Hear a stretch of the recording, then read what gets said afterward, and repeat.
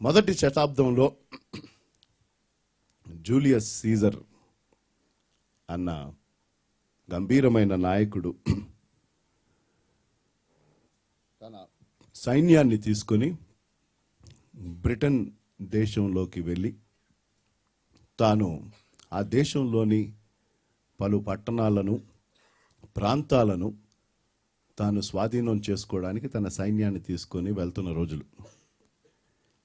English channel అన్న ఆ తీరమును తన సైన్యంతో పాటు కలిసి ఓడల్లో వచ్చి ఆ తీరాన్ని దాటారు.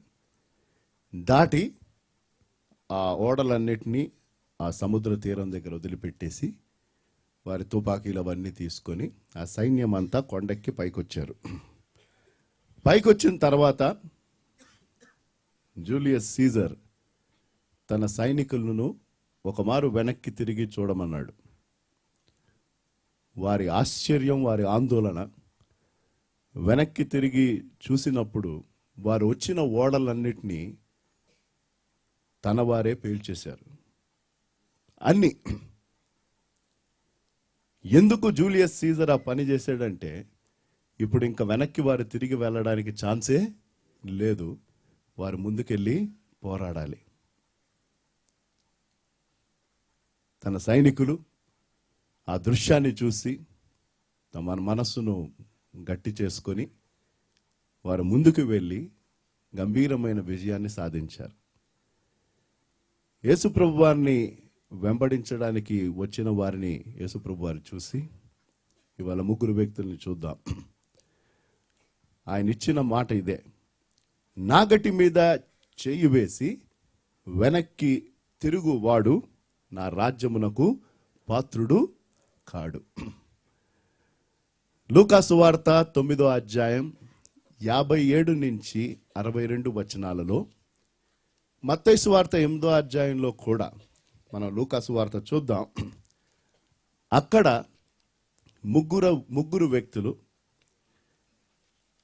ఒక వ్యక్తి లేకపోతే మొదట వచ్చిన వ్యక్తి చెప్పిన మాట ఏంటి, రెండవ వ్యక్తిని యేసుప్రభు వారు చూసి చెప్పిన మాట ఏంటి, మూడవ వ్యక్తి చెప్పిన మాటలు ఏంటి, ఈ ముగ్గురు వ్యక్తులను చూసి మనం నేర్చుకోవాల్సింది ఏంటి? దయచేసి దేవుని మాటలు వినండి. ఆ వాక్యాలు చదివినప్పుడు పరిశుద్ధ లేఖలను చూడమని కోరుతున్నాను. ఆయనని వెంబడించుట లేక ఆయనతో పాటు కలిసి మన జీవితాన్ని జీవించుట, అది సమర్పణతో కూడిన జీవితం అయి ఉండాలి. Commitment is what Jesus expects. మనము ఏ సంబంధంలోకి అడుగుపెట్టినా, నేను ఎప్పుడు క్రైస్తవ్యం అన్నది సంబంధము అని చెప్తాను గనక, అది వాస్తవం గనక, యేసుప్రభు వారు మతాన్ని అందించడానికి రాలేదు. యేసుప్రభు వారు తెగిపోయిన సంబంధాన్ని కలపడానికి వచ్చాడు. మనిషికి దేవునికి, దేవుడు మానవుడిని సృష్టించినప్పుడు మనిషికి దేవునికి చక్కని సంబంధం ఉండింది. ఎప్పుడైతే మొదటి దంపతులు పాపం చేశారో ఏమైంది? ఆ సంబంధం తెగిపోయింది. ఏదైనా వనంలో నుంచి దేవుడు వారిని బయటికి పంపించేశాడు. దాని తర్వాత యేసుప్రభు వారు వచ్చుట ద్వారా ఆయన మరణించి, పాపమునకు జీతం మరణమని ఆ మరణం తన మీద వేసుకున్నాడు గనుక, అట్టి కార్యమందు విశ్వసించిన ప్రతి ఒక్కరికి దేవునితో ఏం ఏర్పడుతుంది? కనెక్షన్ ఏర్పడుతుంది. ఒకసారి ఆ సంబంధం ఏర్పడిన తర్వాత అది తెగిపోవడానికి వీలు లేదు. మనం ఏ సంబంధంలోకి అడుగుపెట్టినా అందులో నిబద్ధత ఉండాలి. ఈ తరం వారికి ఈ మాట కొత్తగా అనిపిస్తుంది. ఉద్యోగాలు వెళ్తున్న వారికి కూడా కమిట్మెంట్ లేదు. చదువుకుంటున్న పిల్లల కమిట్మెంట్ లేదు. పోనీ అవి ఒకవైపు పెడితే, ఈ మధ్య వివాహాలలో కూడా ఆ ఒప్పందం లేదు. మనం చేసిన ప్రమాణాలు ఒకటి, మన జీవితాల్లో ఆ ప్రమాణాల ప్రభావం మరొకటి. అయితే యేసు ప్రభువాన్ని వెంబడించడానికి వచ్చినప్పుడు ఆయన మన నుంచి ఆశిస్తున్నది సంపూర్ణమైన నిబద్ధత. కొందరు సుఖ సౌకర్యాల కోసం వెంబడిస్తూ ఉంటే, మరికొందరు సరదాగా వెంబడిస్తూ ఉంటే మరికొందరు సమర్పణతో వెంబడిస్తున్నారు. మనం ఎక్కడున్నామన్నది ఈ మొదటి ఆదివారపు దినమున పరిశీలించుకుందాం. Some people are following for comfort, some people are following casually, and some people are following with commitment. ఈ ముగ్గురు వ్యక్తులను మనం చూసినప్పుడు వారి జీవితాల ద్వారా కొన్ని ప్రాముఖ్యమైనవి మనం తెలుసుకోవచ్చు. దేవుడు ప్రభువైన యేసుక్రీస్తు వారికి మనము ప్రాధాన్యత ఇవ్వాలి. ఆయన దేనిని గురించి చింతించకూడదు అవన్నీ చెప్పిన తర్వాత ఏమి తిందుమో, ఏమి త్రాగుదామో, ఏమి ధరించుదామో పెద్ద లిస్ట్ ఇవన్నీ చెప్పాడు. దానికి ఎగ్జాంపుల్స్ కూడా ఇచ్చాడు. అన్నీ చెప్పాక ఒకటే రహస్యం చెప్పాడు. ఆయన ఏమన్నాడు? నా రాజ్యమును నీతిని మీకు కావలసినప్పుడు వెతకండి అన్నాడు. ఆ వాక్యంలో ప్రాముఖ్యమైన మాట మొదట వెతకట్లేదని నేను అనట్లే, వెతకపోతే మీరు వచ్చేవాళ్ళు కాదు. You all seek the Kingdom of God and his righteousness, but the emphasis is on that word first. నా రాజ్యమును నీతిని మొదట వెతకండి, అప్పుడు ఇవన్నీ మీకు అనుగ్రహింపబడును. మన జీవితాల్లో మన అక్కరలు ఒకవేళ తీరట్లేదంటే బహుశా మనం ఆయనను మొదట పెట్టుకోవట్లేదన్నమాట. ఎక్కడో ఉన్నాడు లిస్ట్లో. ఒక వ్యక్తి ఎప్పుడు అనేవాడంట, నేను థర్డ్ ఉండాలని ఆశపడుతున్నాను. ఎవడో అడిగాడంటే, ఏమయ్యా ప్రతి ఒక్కరు ఫస్ట్ ఉండాలనుకుంటారు, సెకండ్ ఉండాలనుకుంటారు, నువ్వు థర్డ్ ఉండాలని అనుకుంటున్నావు ఏంటి అంటే ఆయన అన్నాడంట, ఫస్ట్ యేసుప్రభు వారు, సెకండ్ ఇతరులు, థర్డ్ నేను అన్నాడంట. Hallelujah. Think about it. He said, I want to be third. We want to be కుర్చీలో ఫస్ట్ చైర్ నాదే, భోజనం చేస్తే ఫస్ట్ మొక్క నాదే, ఇంకా దానికి ఎండే ఉండదు. రైట్? ఆయన ప్రథమమై ఉండాలి, ఆయన ప్రాధాన్యతగా ఉండాలి. వేటి మీద ఆయనకి ప్రాధాన్యత మనం ఇవ్వాలి అన్నది ప్రాక్టికల్గా ఈ వాక్య భాగం ద్వారా మనం తెలుసుకోవచ్చు. Jesus must have priority. Jesus must have priority in my life. Jesus must be pre eminent in my life in 2014. 2014వ సంవత్సరంలో దేవుడు మహాకృపలో మనకు అనుగ్రహించాడు. 1వ తారీఖు బ్యాంక్ అకౌంట్లో, అంటే మీ పర్సనల్ బ్యాంక్ కాదండి, పరలోక బ్యాంక్ అకౌంట్లో నీ పేరు మీద 365 రోజులు డిపాజిట్ చేశాడు ఆయన. చేశాడా లేదా? ఈ సంవత్సరం బిగినింగ్లో ఒక్కొక్క రోజు వెళ్ళిపోతా ఉంటే ఆ రోజు ఖర్చు అయిపోతుంది. రైట్?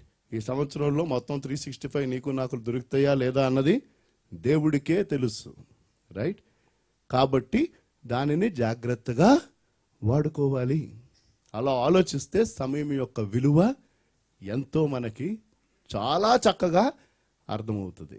చాలా చక్కగా అర్థమవుతుంది. Everyday you are withdrawing one day when you wake up in the morning. ఉదయం లేచినప్పుడు నువ్వు ఒక రోజు ఆ అకౌంట్లో నుంచి విత్డ్రా చేసుకున్నావు. నీకు నచ్చినా నచ్చకపోయినా దాన్ని ఎలా వాడతావు అన్నది అది పూర్తిగా నీ చేతిలో ఉంది. డిపాజిట్ చేయటం ఆయన చేశాడు, వేయటం ఆయన చేసేసాడు, వాడుకునేది మనం. నువ్వు 10 గంటలు పడుకోవచ్చు, 15 గంటలు పడుకోవచ్చు, 7 గంటలు టీవీ చూడవచ్చు, అది నీ ఇష్టం, నీ ఇష్టం. సమయమును వినియోగం అందరు చేస్తున్నారు. Everybody is using time. How many of us are really utilising time? లూకాసు వార్త 9వ అధ్యాయం 57వ వచనంలో మొదటి వ్యక్తి కనిపిస్తాడు. తన చెప్పిన డైలాగ్ అయితే బ్రహ్మాండం. వారు మార్గమును వెళ్ళిచుండగా ఒకడు, నీవెక్కడికి వెళ్ళినను నీ వెంట వచ్చేదనని ఆయనతో చెప్పాను. నీవు ఎక్కడికి వెళ్ళినను నీ వెంబడి వచ్చేదనని ఆయనతో చెప్పిన. ఎవరన్నా చెప్తారండి ఇట్లాగా? అక్కడితో మనం ఆగిపోతే ఈయన కంటే మించిన కమిట్మెంట్ ఉన్న వ్యక్తి లేడని స్పష్టంగా అర్థమైపోతుంది. Open ended. ఏమన్నాడు? నువ్వు ఎక్కడికి వెళ్ళినా నేను వస్తాను. యేసు ప్రభువారు ఆంతర్యం నెరిగిన వాడు కాబట్టి ఇలాంటి మాట ఎవరైనా నాకు చెప్తే, పీటర్ అన్నా మీరు ఎక్కడికి వెళ్ళినా నేను వస్తాను, ఎప్పుడు పిలిచినా నేను వస్తాను అంటే దానికంటే మించిన ఆనందం నాకు ఉండదు. ఎప్పుడు ఫోన్ చేసినా నేను ఫోన్ ఎత్తుతా. కానీ తర్వాత ఫోన్ చేస్తే ఫోన్ ఎత్తలేదు అనుకోండి, అప్పుడు వాస్తవం తెలుస్తుంది. రైట్? ఈ వ్యక్తి చెప్పేశాడు, దేవా నువ్వు ఎక్కడికి వెళ్ళినా నేను వస్తాను. అయితే ప్రాబ్లం ఏంటంటే, తాను యేసు ప్రభు వారి పాడుతూ వెళ్తే తన జీవితం చాలా సుఖంగా ఉంటుందని అనుకున్నాడు. This person was a person who was looking at comforts. అందుకనే మొదటి ప్రాధాన్యత, ఆయనను మనం వెంబడిస్తాలని ఆశ కలిగి ఉన్నప్పుడు, ఆయనతో పాటు మనం వెళ్తాము అని చెప్పిన వారం అనేక మంది ఇక్కడ ఉన్నాం కనుక, అట్టి వారము మన జీవితంలో ఆయన్ని వెంబడిస్తున్నప్పుడు ఒక ప్రాధాన్యత మనం పెట్టుకోవాలి. ఇది చాలా ప్రాముఖ్యం, చాలా కీలకం. అదేంటంటే, మన శరీర సుఖము కన్నా ఆయనను వెంబడించుట ప్రాముఖ్యము అని పెట్టుకోవాలి. ఇది చాలా చాలా కీలకం. నాకు కావలసినంత రెస్ట్ తీసుకొని, నా పనులన్నీ చక్కబెట్టుకొని అప్పుడు నేను ఆయన్ని వెంబడిస్తానంటే అది జరగని పని. Jesus Christ should have priority over your flesh. ఈ శరీరము, శరీర సంబంధమైన ప్రతి దాని మీద కంటే ఆయనకు మనము ప్రాధాన్యత ఇవ్వాలి. ఈ వ్యక్తి యేసు ప్రభువారిని చూసి చాలా మురిసిపోయాడు, అడ్మైర్ చేశాడు. మనం అంటూ ఉంటాం చూడ, అడ్మైర్ అంటే తెలుసు కదా, చూసి ఓహో ఆహా అని అనటం. యేసు ప్రభువారు ఒక చక్కని బోధకుడుగా ఈ వ్యక్తి గుర్తించాడు, కానీ యేసు ప్రభువారు తన రక్షకుడుగా అంగీకరించాల. ఈ వ్యక్తి యొక్క ప్రాబ్లం అది. One man said, this person admired Jesus as a great speaker, but didn't accept him as a savior. ఎంతో మంది క్రైస్తవేతరులు యేసు ప్రభువారు రాసిన మాటలను, ఆయన గురించిన విషయాలను చాలా మంది ఉన్నారు. మనకంటే పిచ్చి పిచ్చి అభిమానం, అడ్మైరీస్, అభిమానులు అందాం, అభిమానించారు. చాలా మంది క్రైస్తవేతరులు యేసు ప్రభువారిని అభిమానిస్తారు. చాలా మంచి బోధండి, నిన్ను వల్ల నీ పొరుగు వారిని ప్రేమించండి, ఇలాంటివన్నీ చెప్పిన వ్యక్తి. చాలా మంచి విషయాలు ఆయన చెప్పాడని, ఎవరు ఈయన తప్పు విషయాలు చెప్పాడని అన్న, ఈయన ఒక్కడే దేవుడు అంటేనే ప్రాబ్లం వస్తుంది, వేరే ఎక్కడా ఏ ప్రాబ్లం లేదు. Is a wonderful person. ఆయన బోధ అంతా మనం మన జీవితాల్లో మనం అనుభవించుకోవాలని చెప్పేవాళ్ళు చాలా మంది ఉన్నారు. కానీ ఆయనను మీ రక్షకుడుగా అంగీకరించండి అంటే, sorry, do you admire him or do you accept him as your saviour? ఈ వ్యక్తి యొక్క ప్రాబ్లం అది. మన జీవితాలలో ఆయన కోసం ఎటువంటి సుఖ సౌకర్యాలనైనా మనము విడిచిపెట్టడానికి మనము సిద్ధంగా ఉండాలి. ఇతరులకు అది అవసరం అనిపించవచ్చు. దయచేసి నా మాటలు జాగ్రత్తగా అర్థం చేసుకోండి, ఎందుకంటే దాని తర్వాత యేసుప్రభు వారు చెప్పిన మాటలు ప్రాముఖ్యమైన విషయం చెప్పాడు ఆయన. ఇతరులకు అది అవసరం అనిపించవచ్చు. ఇతరులకు అవసరం అనిపించేది నువ్వు నేను ప్రభువు కోసం అర్పించాలి. కొంతమంది అంటారు 10 గంటలు పడుకోవాలని. కొన్నిసార్లు బహుశా నువ్వు 5-6 గంటలే పడుకోవాలేమో దేవుని కోసం నువ్వు సేవ చేయడానికి. That which others consider as necessity I should be willing to give up for my Lord. That is committed discipleship. సమర్పణతో కూడిన జీవితం. దానికి జవాబుగా యేసు ప్రభువారు ఏమన్నారు? ఎందుకు యేసు ఎందుకన్నాడు ఆయన? నీ వెంట వచ్చేది, నీవు ఎక్కడికి వెళ్ళినా నేను నీ వెంబడి వస్తాను అంటే దానికి జవాబుగా యేసు ప్రభువారు అన్నారు, అందుకు యేసు నక్కలకు బొరియలను ఆకాశ పక్షులకు నివాసములు కలవగాని మనుషు కుమారునికి తలవాల్చుకున్నట్టుగైనను స్థలము లేదని ఆయనతో చెప్పాను. అంటే ఏమంటున్నాడు ఆయన? బాబు, నాతో పాటు నువ్వు వస్తే నీకు మినిమం కంఫర్ట్స్ కూడా ఉంటాయో లేదో నాకు తెలీదు. నక్కలకు బొరియలు ఉన్నాయి, ఆకాశ పక్షులకు గూడులు ఉన్నాయి, కానీ మనుష్య కుమారునికి తలవారు. అంటే దట్ ఈస్ ఎ నీడ్. ఇతరులకు అది అవసరము. కానీ యేసుప్రభు వారు అన్నారు, కొన్నిసార్లు నీకు అవసరమైనవి కూడా నువ్వు వదులుకోవాల్సి వస్తుందేమో. ఎప్పుడూ కాదు. అంటే ఆ మాటల ద్వారా యేసుప్రభు వారు ఏం చెప్పారంటే, నాకు ఈ లోక సంబంధమైన టైఅప్స్ ఏమీ లేవు అంటున్నాడు ఆయన. ఈ లోకంలో నన్ను కట్టి పెట్టేదేది లేదు, అసలు నాకు ఇల్లే లేదు, నాకు పడుకోవడానికే స్థలము లేదు, కాబట్టి నేను ఫ్రీగా తండ్రి ఏది చేయమన్నాడో అది నేను చేస్తున్నా. So Jesus never had any issues with bodily needs. తన శరీర సంబంధమైన అక్కర్ల గురించి ఆయన పట్టించుకోలే. ఆయన దానికోసం ప్రయాస పడలేదు. Does your flesh take priority over him or does he take priority over your flesh? మన శరీరాన్ని మనం కాపాడుకోవాలి, నేను కాదనట్ల. దీనికోసం ఎంతో ప్రయాసపడతాం. ప్రతి సంవత్సరం ఎక్కువ మంది తీసుకునే తీర్మానాలు ఏంటంటే కొంచెం ఒళ్ళు తగ్గాలి, కొంచెం డైట్ చేయాలి, ఇంకోటి ఎక్సర్సైజ్ చేయాలి. మంచిదే, ఇవన్నీ తాత్కాలికం. ఎంత ఎక్సర్సైజ్ చేసి ఎంత ఎంత ఎంత కష్టపడతాం, ఎంత నీ ఆయుష్ను పొడిగించుకుంటావు. అలాగని నీ ఆరోగ్యాన్ని నువ్వు పాడు చేసుకోమని నేను అంటలా. ఈ శరీరమును గురించి అంత ఆలోచన నీకున్నప్పుడు నీ ఆంతర్య పురుషుని గురించి, మరి శరీరం కరెక్ట్గా బాగా ఉండాలంటే సరి అయిన ఏం చేయాలి? డైట్ చేయాలి. రైట్? అవునా కదా? అది ఫస్ట్. సరి అయిన తిండి అంటే మన శరీరానికి పడే తిండి మనం తినాలి, పడకూడదు మనం తినకూడదు. అది మినిమం. దాని తర్వాత వీలైతే కొంచెం వాకింగ్ చేయాలో, జాగింగ్ చేయాలో, ఇంకోటో. ఎక్సర్సైజ్ లేకుండా నీ బాడీ ఆరోగ్యవంతంగా ఉండదు. మరి ఆత్మీయంగా కూడా ఎక్సర్సైజ్ లేకపోతే, అనగా ముందు మంచి డైట్ ఉండాలి. ఏంటా డైటు? ఆదివారపు ఉదయం ప్రసంగం అంటే వారంకోసారి భోజనం తింటున్నాను అన్నమాట.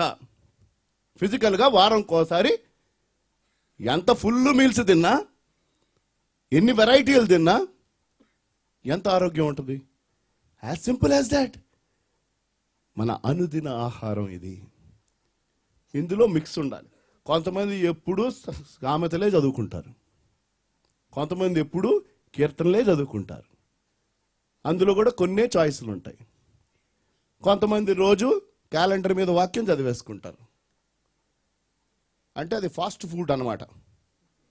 రోజు వెళ్ళి కేఎఫ్సీలో ఎక్కడో చిప్స్ కొనుక్కుంటే, లేకపోతే బేకరీకి వెళ్ళి 4 బిస్కెట్లు కొనుక్కుంటే ఎట్లా ఉంటుంది ఆరోగ్యం?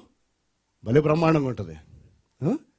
మరి మనం భోంచేసేటప్పుడు ఎంతో వెరైటీ కావాలి. అదే టిఫిన్ మళ్ళీ ఇంకో రోజు రిపీట్ అయితే మనం మొహం ఎత్తి పెడతాం. కానీ పరిశుద్ధ లేఖనాన్ని పరిశోధించడానికి మనకి టైము లేదు.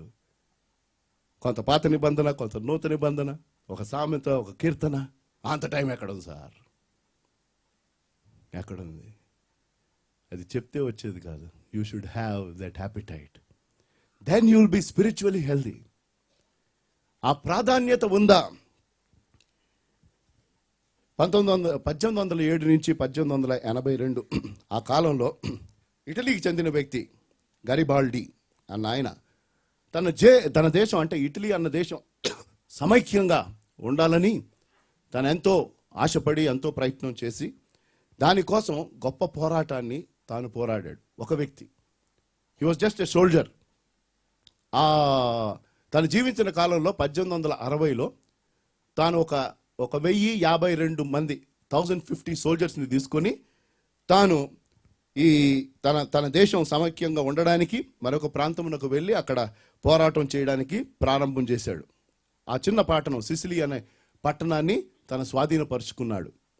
దాని తర్వాత ఈ కార్యాన్ని చూసి 20,000 మంది సైనికులుగా రావడానికి సిద్ధపడ్డారు. 1000 నుంచి ఎంతమంది అయ్యారు? 20,000 మంది. ఆ 20,000 మందిని చూసి తాను చెప్పిన మాటలు దయచేసి వినండి. ఆయన అన్నాడు, నేను మీకు జీతం ఇవ్వలేను, నేను మీకు ఇల్లు ఇవ్వలేను, మీకు పోషణ ఇవ్వలేను. ఏది మీకు ఇవ్వగలనంటే ఆకలి, దప్పిక, పోరాటాలు, మరణం. వెంబడిస్తారా లేదా ఆలోచించుకోండి అన్నాడు. మీరు మీ దేశమును ప్రేమించినట్లయితే మీ యొక్క మనస్సుతో కాదు, మీ యొక్క పెదవులతో కాదు, కానీ సంపూర్ణంగా అన్ని విడిచిపెట్టి వెంబడించండి, మీరు మీ దేశాన్ని ప్రేమిస్తే అన్నాడు. దాని తర్వాత గంభీరమైన విజయం వచ్చింది ఇటలీకి. He said, I will offer you hunger, I will offer you thirst, I will offer you battles and I will offer you death. If you love your country, then follow me అన్నాడు. యేసు ప్రభువాన్ని వెంబడించంటే దానికి ఖర్చు అవుతుందండి. You have to be willing to pay the price. చాలామంది వర్తమానాలు చెప్పట్లా. ఈ మధ్య వినే వర్తమానాలు ఏంటంటే రండి పెళ్ళిళ్ళు అవుతాయి, రండి ఉద్యోగాలు దొరుకుతాయి, రండి బిడ్డలు పుడతారు, రండి ఇల్లు కట్టుకుంటారు, కారు డొనేట్ చేయండి 1 డజన్ కార్లు వస్తాయి, హ్యాంకర్ చీఫ్ తీసుకొని వెళ్ళండి రోగాలు పోతాయి, so on and so forth. పులోమని పోతున్నారు. ఎవడైనను నన్ను వెంబడింపకోరిన ఎడల తనను తాను ఉపేక్షించుకొని తన సిలువ ఎత్తుకొని వెంబడించండి. అదే ఆయన చెప్పిన మాట. సిలువ అంటే మరణం. మనల్ని మనం మన శరీరాశలను సిలువ వేయాలి. ఆయనను ప్రేమిస్తే ఆయన కోసం దేనినైనా త్యాగం చేయడానికి మనం సిద్ధంగా ఉండాలి. ఈ వ్యక్తిని మనం పేరు పెట్టి పిలవాలంటే ఈ వ్యక్తి అవకాశవాది. This person is an opportunist అంటారు. అంటే యేసుప్రభువాన్ని వెంబడిస్తే నాకేమైనా దొరికితే నేను వస్తాను, లేకపోతే నేను రాను. ఇది మొదటి వ్యక్తి. రెండవ వ్యక్తిని యేసుప్రభువారే పిలిచారండి. ఆయన మరొకనితో ఈ మరొకడు ఎవడయ్యా అంటే మత్తయి సువార్త 8:21 ఉంటుంది. ఈయన యాక్చువల్గా శిష్యుడు. మత్తయి 8:21 శిష్యులలో మరి ఒకడు ప్రభువా, నేను మొదట వెళ్ళి నా తండ్రిని పాతిపెట్టుటకు నాకు సెలవిమ్మని ఆయన అడగగా. చాలండి, ఇప్పుడు ఇక్కడికి వచ్చేయండి. 59వ వచనం, 58 కదా. ఆయన మరి ఒకరితో నా వెంట రమ్మని చెప్పాను. అతడు నేను వెళ్ళి మొదట నా తండ్రిని పాతిపెట్టి వచ్చుటకు సెలవిమ్మని మనవి చేశాను. ఏమండి తప్పేముందండి? యేసుప్రభు మరి మూర్ఖంగా ఉన్నట్టు లేదు. ఏమన్నాడు? నేను వెళ్ళి నా తండ్రిని పాతిపెట్టుటకు సెలవిమ్మని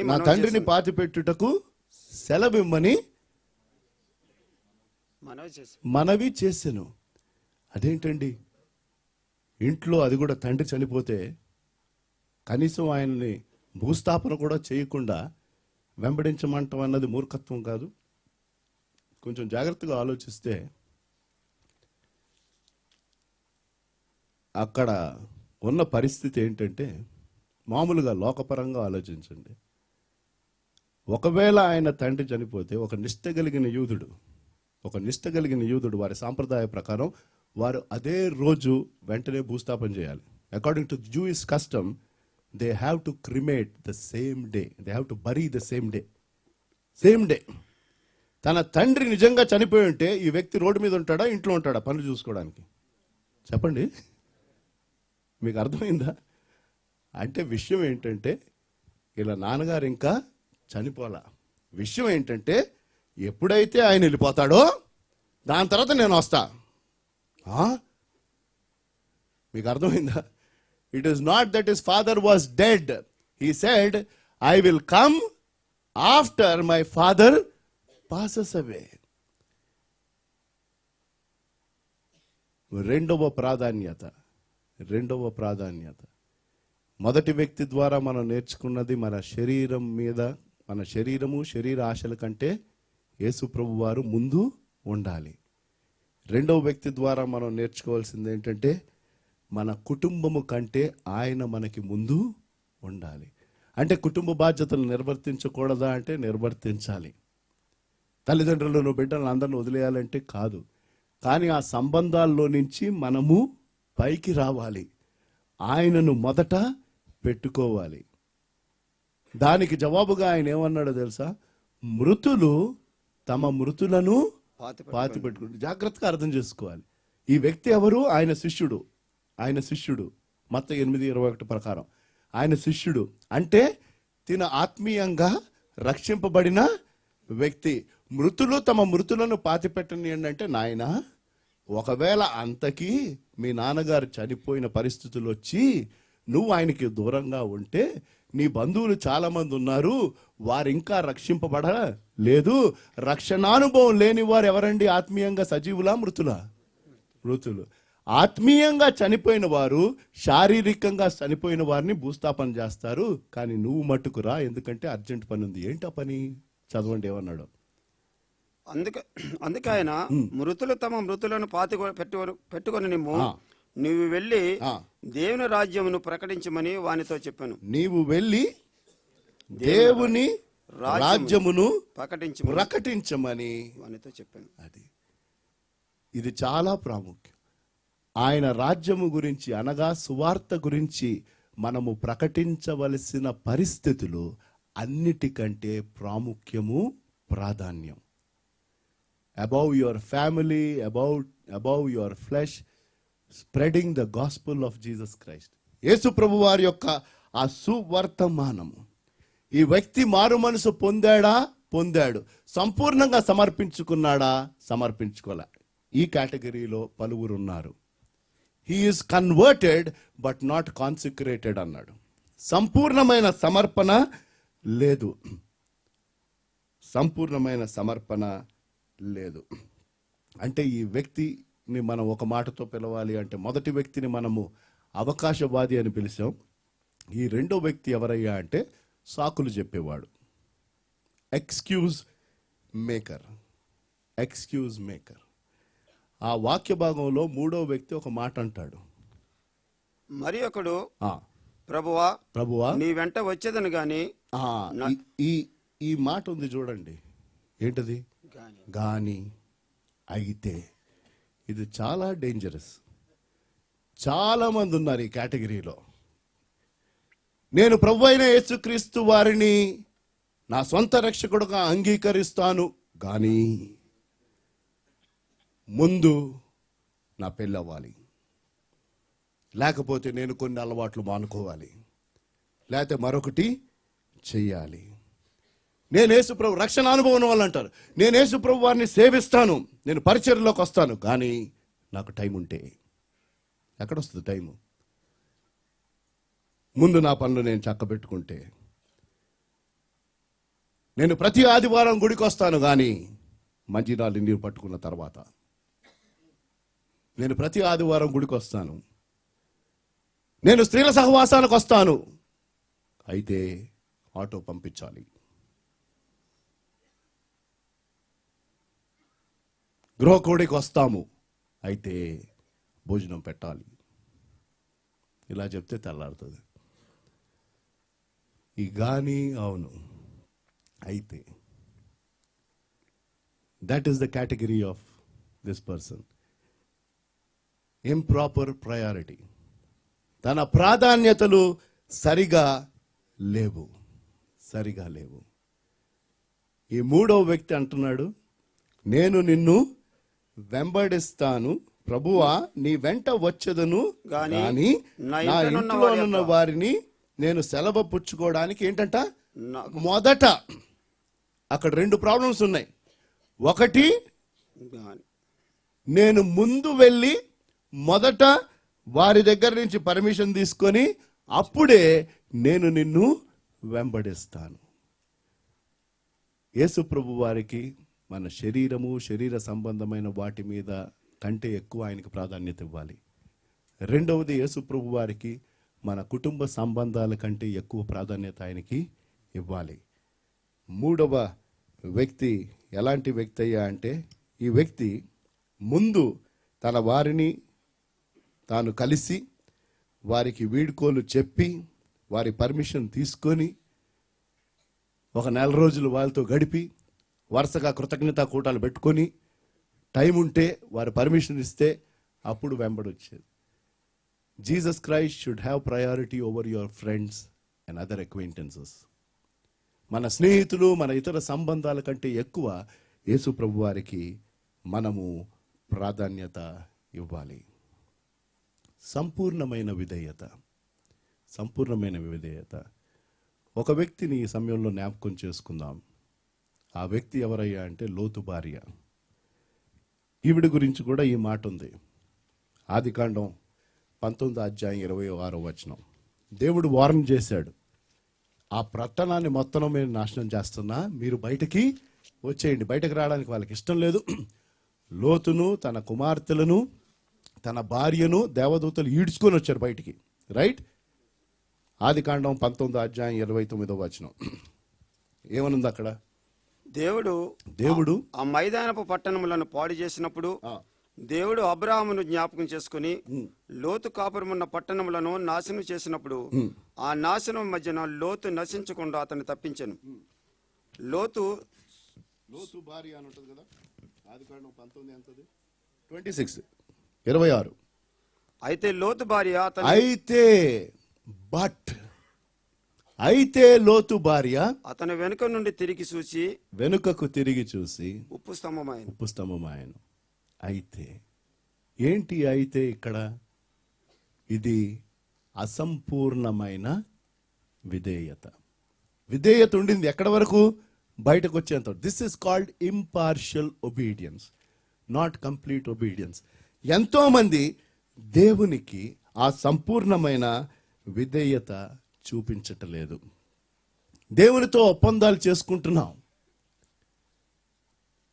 ప్రతిరోజు ప్రార్థన చేస్తానని, ప్రతిరోజు వాక్యం చదువుతానని, ప్రతిరోజు దేవుడిచ్చే అవకాశాలను వాడుకొని ఇతరులకు ఆయనను పరిచయం చేస్తామని, ఇటువంటి వాగ్దానాలు. అయితే మన అనుదిన జీవితంలో మనం ప్రాక్టికల్గా మనం చూస్తే మనము ఆయనకు సంపూర్ణమైన విధేయత చూపించట్లా. ఒక వ్యక్తి ఇండియా పాకిస్తాన్ బార్డర్ మధ్య, అంటే కాశ్మీర్ దగ్గర అనుకుందాం, ఆ బార్డర్లో జీవిస్తున్నాడు. ఆ ప్రాంతం బార్డర్లో ఉంది. ఇండియాకు పాకిస్తాన్కి మధ్య ఎప్పుడు గొడవలు అవుతాయో, ఎప్పుడు చిన్న చిన్న యుద్ధాలు జరుగుతాయో ఆవిడికి తెలియదు. ఈ వ్యక్తికి ఒక బ్రహ్మాండమైన ఆలోచన వచ్చింది. ఆలోచన ఏంటంటే, నేను ఎప్పుడైతే బార్డర్ వైపుకి వెళ్తా ఉంటానో, ఎందుకంటే అది దగ్గరే కాబట్టి వాళ్ళ ఇంటికి, ఎందుకన్నా మంచిది సేఫ్ సైడ్ కోసం పైన వస్త్రం ఏమో భారతదేశపు కలర్, కింద వస్త్రం ఏమో పాకిస్తాన్ కలర్ వేసుకుంటా అనుకున్నాడు. సేఫ్, నడిచిపోతుంది బాగానే. ఎప్పటి వరకు? ఇరు పక్షాల మధ్య ఏ కాల్పులు లేనప్పుడు. ఒకరోజు ఇరు పక్షాల వైపు కాల్పులు మొదలైనవి. ఈ వ్యక్తి బయటికి వెళ్ళాడు. పైన భారతదేశం, కింద పాకిస్తాన్. హ్యాపీగా తిరుగుతూ ఉన్నాడు, నాకేం ప్రాబ్లం లేదని. భారతదేశ వాళ్ళు కింద భాగాన్ని షూట్ చేశారు, పాకిస్తాన్ వాళ్ళు పై భాగాన్ని షూట్ చేశారు. పోయాడు మొత్తానికి. అర్థమైందా? కొంతమంది ఇటు ఫస్ట్ రోజు ఇచ్చిన వర్తమానం చెప్పాను చూడండి, ఏంటది? చీలమాండ్. భలే బాగుంది. ఇటు అటు ఇటు అటు రెండు చోట్ల పేలుతుంది, సరదా తీరిపోద్ది.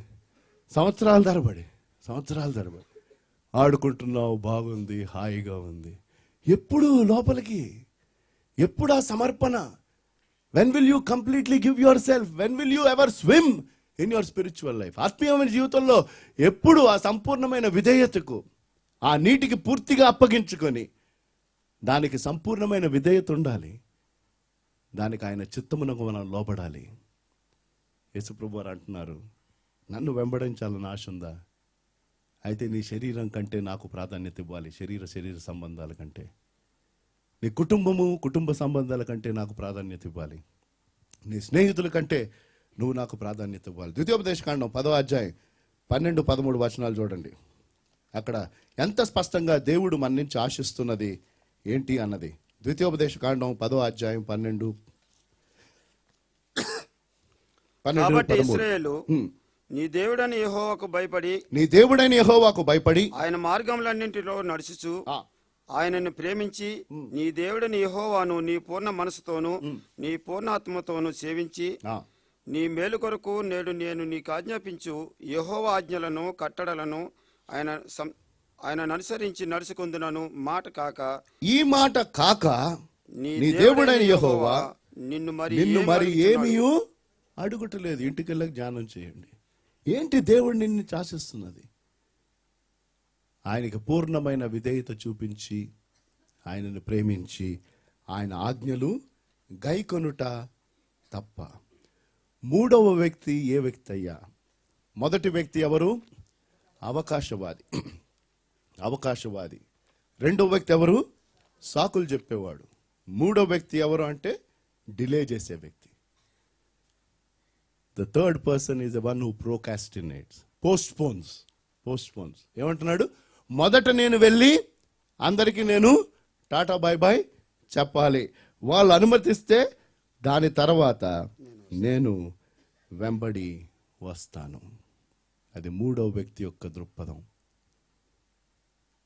His preference is his friends and farewell, but not the lord. తన స్నేహితులు వారికి వీడుకోలు చెప్పటం, వారి అనుమతి తీసుకోవటం, ఇది మొదట. నా రాజ్యమును నీతిని మొదట. ఆయన ముందా లేకపోతే ఇతర విషయాలు నీకు ముందా అన్నది నువ్వు ఆలోచించాలి. అలెగ్జాండర్ ద గ్రేట్ ఆయన జీవించిన కాలంలో దాదాపు ప్రపంచంలో చాలా ప్రాముఖ్యమైన ప్రాంతాలంతటినీ తాను స్వాధీనం చేసుకున్నాడు. ప్రపంచాన్ని అంతా స్వాధీనపరచుకోవాలనుకున్నాడు. He wanted to conquer the entire world. But the history says that తెలిసిన ప్రాంతాలు, అప్పుడు జీవించిన వ్యక్తుల్లో తెలిసిన ప్రాంతాలు ఏవేవైతే ఉన్నాయో ఆల్మోస్ట్ అవన్నీ కాంకర్ చేశాడంట. తెలిసిన ప్రాంతాలన్నీ అలెగ్జాండర్ ద గ్రేట్. అలాగ తాను స్వాధీనం చేసుకుంటా ఉంటున్న ఆ దినాలలో ఒక సామ్రాజ్యంలోకి వెళ్ళాడు తన సైనికులు తీసుకొని. ఆ సామ్రాజ్యం చుట్టూ ప్రాకారం ఉండిందంట. చుట్టూ ప్రాకారం ఉండింది. ఆ శత్రురాజు లోపల ఉన్నాడు, వీరున్నారు, వీరు ప్రాకారం బయట ఉన్నారు. మొత్తం ఫార్ట్రెస్ ఉండాలి, బయట ఉన్నారు వీళ్ళు, అలెగ్జాండర్ తన సైనికులు.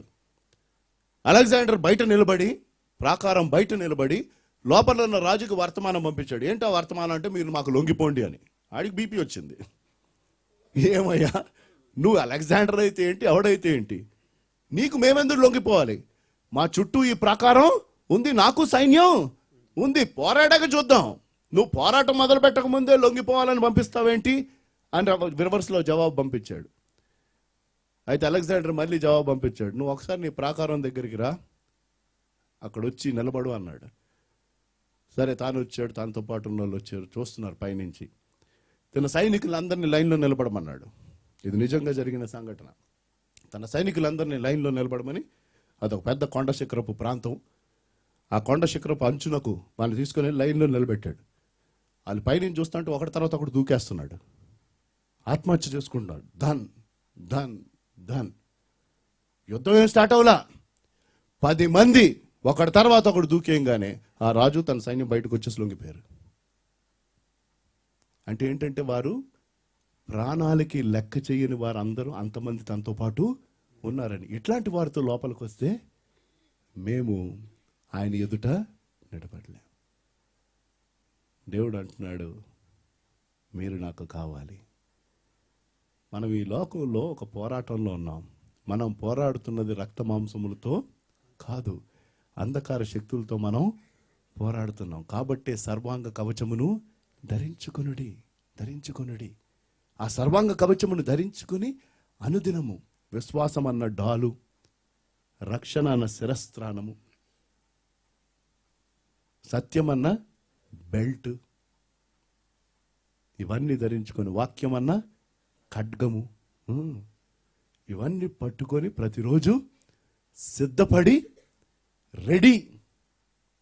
రెడీ మెలకువగా ఉండి ఆయనను వెంబడించాలి. ఆయన కోసం గొప్ప పోరాటాలు పోరాడు. God is calling us for a battle.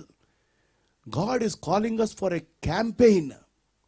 ఏంటి క్యాంపెయిన్ అంటే, ఆయనే ఈ లోక రక్షకుడని, ఆయనలో జీవము, సంపూర్ణమైన జీవముందని, ఆయనే ఒకే ఒక మార్గము, సత్యము, జీవమని మనం చాటి చెప్పాలి. You are part of a campaign, you are part of a fight, you are part of a battle. But God wants committed people, not people who are looking for comfort, not people who are looking to follow him casually. ఏదో సరదాగా ఆయనతో పాటు వెళ్ళడానికో, లేకపోతే నీ సుఖము కోసం ఆయన వెంబడించడానికో దేవుడు నిన్ను నన్ను పిలవలా. ఆయన పిలుస్తున్నది ఆయనకు సంపూర్ణంగా సమర్పించుకొని. అయితే ఈ గాని అన్న మాట పాజిటివ్గా చూద్దాం. దేవుడు ఎప్పుడు ఈ మాట వాడినా అందులో చాలా శ్రేష్టమైనది ఉన్నది. 1-2 వచనాలు చూపించి నేను ముగించేస్తాను.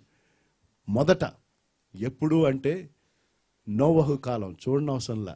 ఈ భూప్రపంచం ఫస్ట్ టైం ఆయన ఆ పని చేశాడు, మళ్ళీ ఇంకెప్పుడు చేయనన్నాడు. అందుకని ఏం పెట్టాడు ప్రామిస్గా? ఇంద్రధనస్సు పెట్టాడు. ఎందుకు పెట్టాడు అది? ఒక్కసారి నేను భూప్రపంచంలో ఉన్న ప్రతి జీవిని నేనేం చేశాను?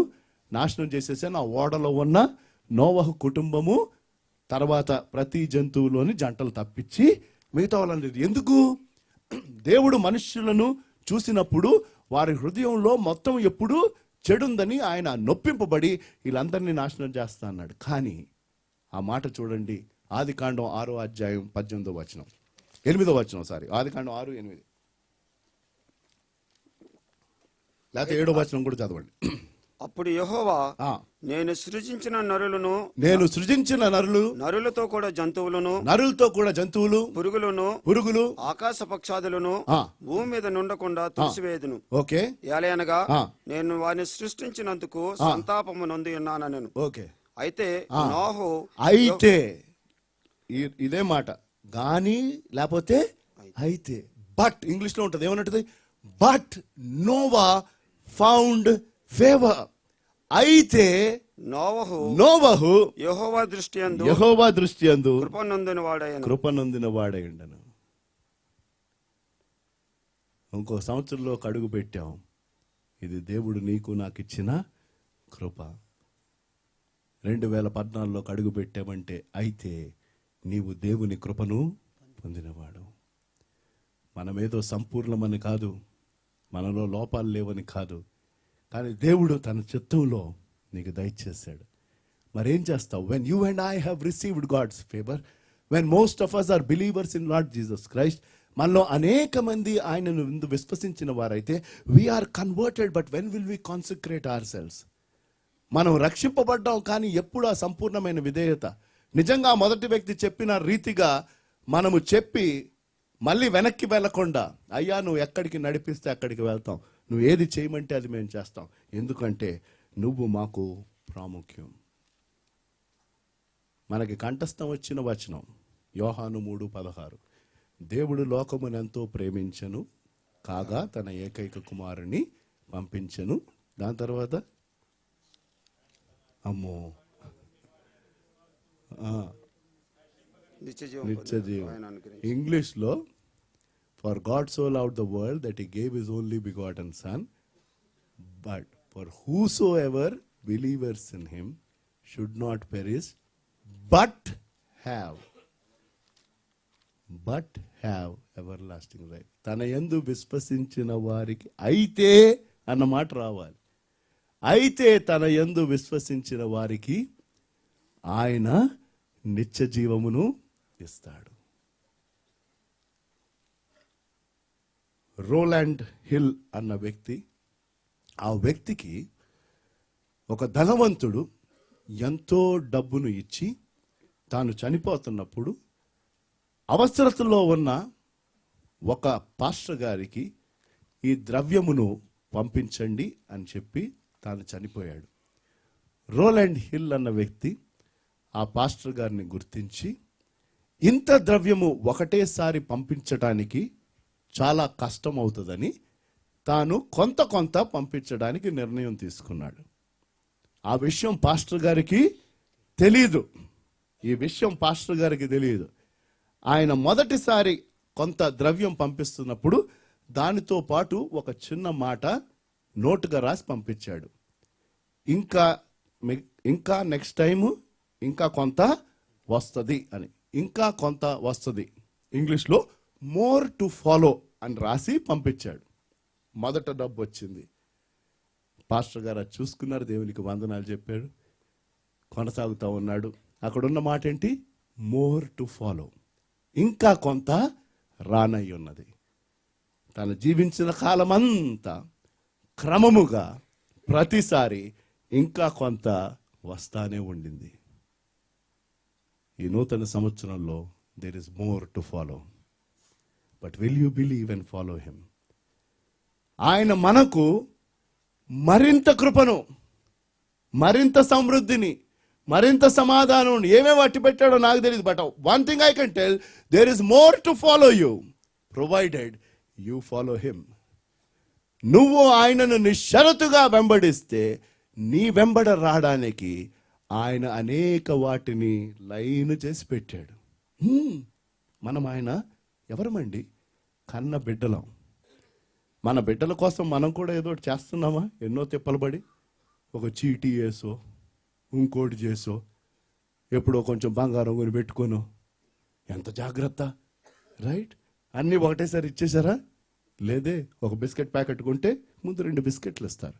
ప్యాకెట్ అంతా తిని అంటావా? నాకు తెలుసు అనం. కొంతమంది ఇస్తారనుకోండి, వేరే విషయం. ఆ లేడిపించకుండా ఉండడానికి తినరా, రైట్? బట్ జనరలీ, రైట్, కొంతమంది మన కొన్ని భోజనాలకి వెళ్తే పెళ్ళిళ్ళలో ఆడు శాంపుల్కి ఇంత తెస్తూ ఉంటాడు.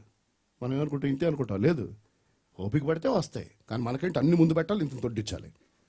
Right? There is more to follow. There is more to follow. Provided you wait. Provided you wait. నువ్వు కనిపెడితే, నువ్వు విశ్వసిస్తే there is more to follow. But the question is, what is your condition? సమర్పించుకొని జీవిస్తున్నావా, లేకపోతే ఏదో సరదాగానో లేకపోతే సుఖము కోసం జీవిస్తున్నావా? రోమీయులకు రాసిన పత్రిక 5వ అధ్యాయం 8, 6, 23 దాంతో ముగించేద్దాం. ఇదే మాట మళ్ళీ పాజిటివ్లో. రోమా 5:8.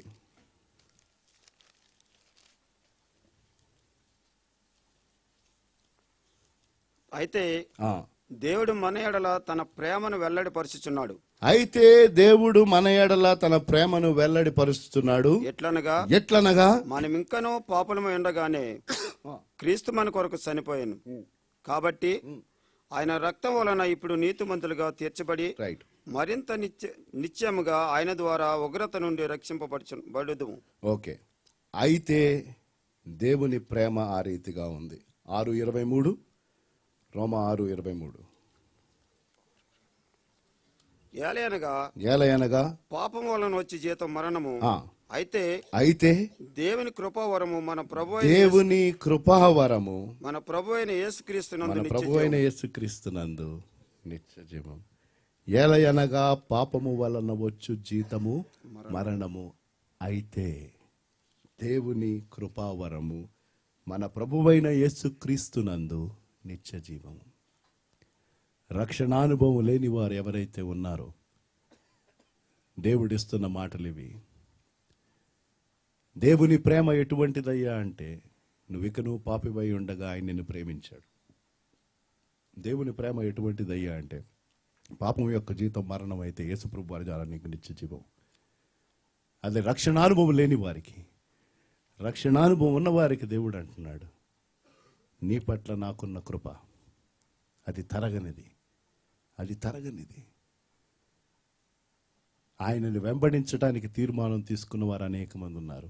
ఒక్కసారి మీరు వెంబడిస్తున్న పద్ధతిని పరిశీలించుకొని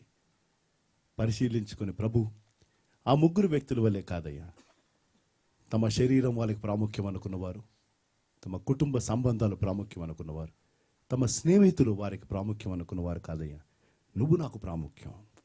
I will keep you first and I will follow you and God will take care of your need. There is more to follow when we follow Christ. ప్రార్థన చేసుకుందాం. దేవుడిచ్చిన వాక్యాన్ని బట్టి ఆయనకి వందనాలు చెల్లిస్తూ, ఒక్కమారు మనము వినిన వాక్యపు వెలుగులో మన వ్యక్తిగత జీవితాలను పరిశీలించుకొని,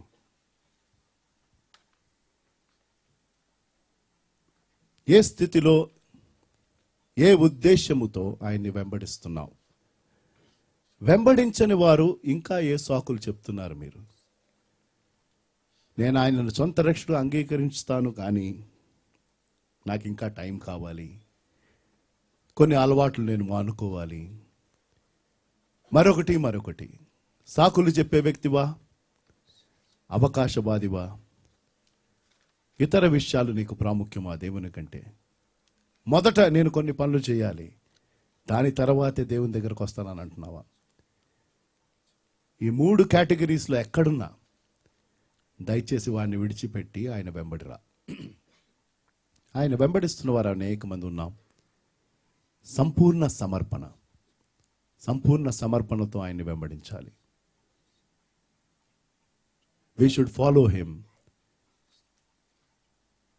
as we consecrate ourselves, not casually, not comfortably, but with a commitment. దయగల దేవా, పరిశుద్ధుడా, మీరిచ్చిన వాక్యాన్ని బట్టి వందనాలు. మమ్మల్ని దర్శించిన వందనాలు. మిమ్మల్ని వెంబడించని వారు ఎవరైతే ఉన్నారో అట్టి వారి పక్షాన మరొక్క పర్యాయం ప్రార్థిస్తూ, తమ జీవితాలు ప్రభు వారు నిశ్చరితగా మీకు అప్పగించడానికి, తమ హృదయంలో మీకు చోటు ఇవ్వడానికి సహాయం చేయండి. మీ నామం ఎరిగిన వారు అనేక మంది ఉన్నారు. అట్టివారు మిమ్మల్ని ఆశ్రయించి సంపూర్ణంగా మీకు అర్పించుకొని ఒక నిబద్ధతతో వెంబడించుటకు సహాయము చేయమని యేసు నామములో ఈ ప్రార్థన వేడుకుంటున్నాము తండ్రి. ఆమేన్.